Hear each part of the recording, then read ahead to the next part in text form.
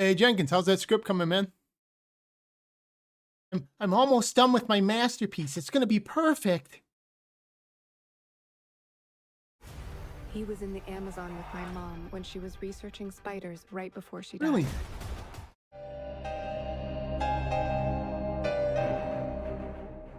Now we all know why you clicked on this video. Okay, you know what this movie's about. Or if you don't know what this movie's about, this is why I'm here. I'm the one who takes the bullet for you, so you don't have to watch this. And I only call it a movie in the most literal sense of the word movie, because technically Madam Web is a movie. But calling it anything else more than just a movie would be pretty disingenuous, because it's an abomination. So when I saw the trailer for this movie, my first response was, yikes. Like, if that's what they're willing to show us, what the hell are they not willing to show us? What's going to be behind the scenes? When you combine the trailer with the background noise this movie got on release, I was pretty sure because of the public consensus it was going to be shit. But I like to give it my own shot. I consider myself a fair guy, and I still had at least 2 reasons to watch this movie. Now, starting off with the positives of this movie, I thought the acting in this movie was pretty good. I'm sorry, I was about to do a bit. I can't do it. It's too shit. Nothing's good. But going off of that, this movie clearly fails where a lot of movies fail, and that's in the writing. So bad, in fact, if you were to tell me that the guy who wrote this movie got the responsibility of writing it during like a Make-A-Wish plea, it was like his last hurrah, he wanted to go out writing this movie, I would not be surprised at all. That's how fucking bad this movie is. But for anyone who isn't familiar with the plot of this movie, obviously Dakota Johnson stars in it as Madam Web. What you have in this movie is you have this character who can see the future, and she's trying to save these 3 girls from dying to the main villain because in the future, they will amount to become superheroes. Which is in and of itself a problem because in the current state they're in, they're not interesting at all. They're just teenagers who don't even know what's going on. And going back to Dakota Johnson, I don't know who cast her in this movie, but she did not look like she gave a single fuck throughout this entire movie.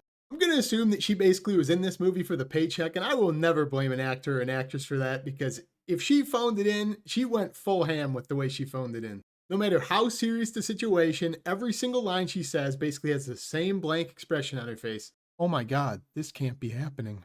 And let's be real, we probably should have known this was coming because if you saw the trailer and the poster for this movie, just look at her face. She doesn't care. Look at that face. No, even the poster, they don't care. But if you do manage to get past the acting and you say, you know what, I'm going to just enjoy this movie, I'm going to have a good time with it. They make her character so unlikable, it's basically impossible to follow her character because she's a paramedic who's supposed to be a psychic who saves these kids, but she's just a dick to every single person she encounters from the first scene of the movie. In one of the very first scenes of this movie, she ends up saving someone and taking him to the hospital where they go to the ER. And in the ER, Sydney Sweeney's character comes up to her and is like, oh my God, you saved my nephew. Thank you so much. And then Dakota Johnson just looks blankly in the camera. Who? And it seems like that consistently throughout the movie where somebody will say something that's supposed to be touching, somebody will ask her for advice, and she'll just be like, yeah, I don't want to be bothered. Stop asking me stuff. And when that's who you choose to cast and write in your main lead in a superhero movie, I don't know, that's a bold strategy, Cotton. Let's see if it pays off. Now, how the plot in this movie is supposed to progress, obviously, is she's supposed to be saving these 3 girls from the bad guy, Ezekiel Sims, who's trying to stop the future from happening, because for some reason one night he just has a bad dream that they're going to ruin his future, and the rest of his life is consumed by that, so that's all he cares about. One of the biggest problems with this is there's not even any action in this movie, really. Madam Web's character is a paramedic for the first half, and the girls don't even know what's going on, so all they're doing is kind of running around. She's saving them, and they're kind of asking questions like, what's happening? I don't understand it. Whenever they do ask questions, he's kind of a dick and is like, I don't want to talk about it. Talk to your parents. It's like, aren't you a paramedic? Aren't you supposed to be saving people's lives? And you just like legitimately don't give a shit when you're not in costume? And going back to the fact that the plot is revolving around her saving these characters from action, Madam Web is just a glorified cockblock. I mean, if you were going out to a college party, you would never take Madam Web because ain't nobody getting any action that night. What you just consistently see is you see the characters being chased by this guy in the form of a vision, and then she goes, yeah, let's not let that happen. And she just kind of undoes the vision by manipulating the future. And then the guy doesn't get to do anything. And what you, the viewer, are sorely left with is you watching characters never interact with the villain because she avoids confrontation. And getting into the villain a little bit, this guy might be either the worst acted, the worst casted, or a combination of both villain that's ever been put into a movie in my recollection. I mean, the combination of this guy's acting and the dialogue he's given is generationally bad. You kind of meet this guy and he's laying in bed with a girl and he's having one of his visions about the girls he's going to go on the chase. And he wakes up and the girl next to him's kind of like, what's that? Like, what startled you so much? And he looks the girl in his bed dead in the eyes and says, it's not a dream. I'm going to be murdered one day.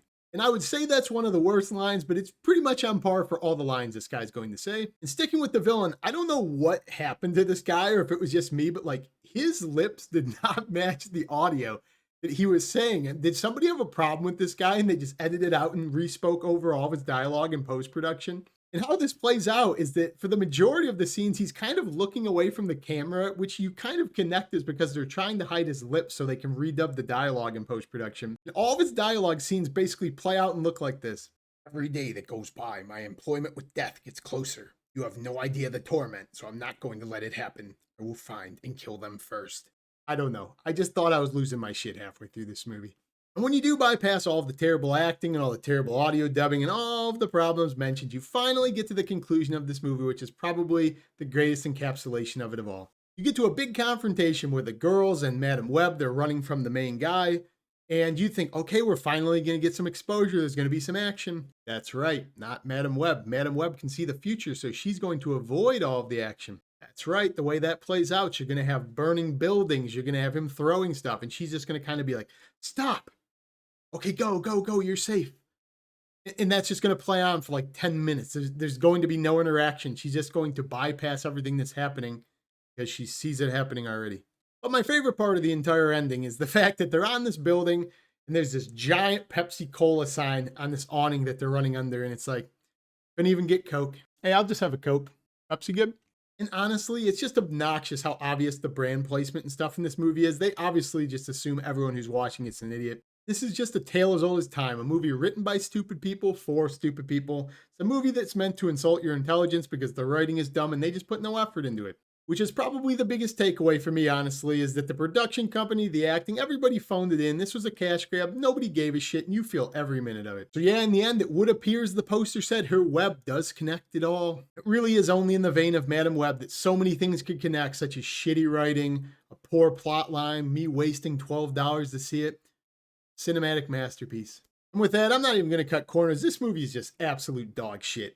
The only gift that kind of keeps giving about this movie is I could probably review this movie 5 more times. They give you about 40 minutes worth of material to work with. It's so bad. I mean, just within 20 minutes, I had 10 minutes of talking point. So if you did see this movie and you somehow liked it, don't comment down below, but go see a shrink. But seriously, if you did see this movie, comment down below. Let me know if you did like it. I don't know how anybody would. But more likely, if you saw this movie and thought it was as shit as I did, comment down below what you probably thought was the worst part, because that's all we're going to be talking about anyways. As always, like the video, subscribe. There's going to be more videos to come. I'm going to post my playlist up here to the 2024 videos I've done so far. They'll be there if you want to see any of those. Other than that, take care and have a good night, guys.